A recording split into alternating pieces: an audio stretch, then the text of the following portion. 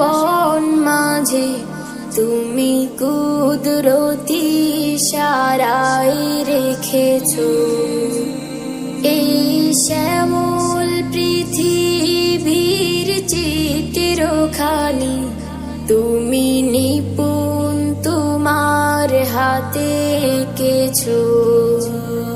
ওগো আল্লাহ